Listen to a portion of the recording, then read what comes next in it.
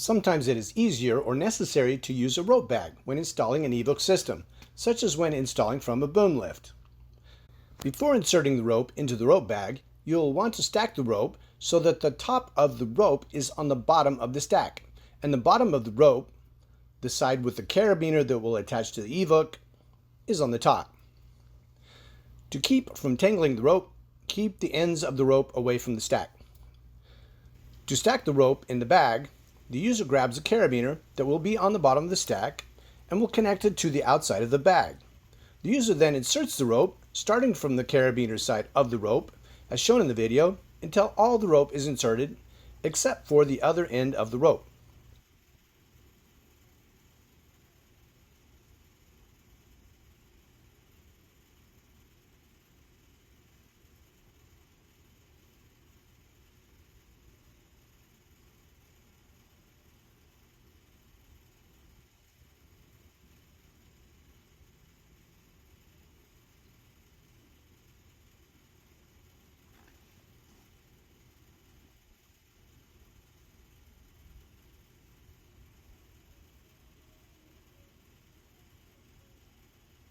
Both ends of the rope are left out of the bag so that they are accessible and so they do not tangle with the rest of the bag.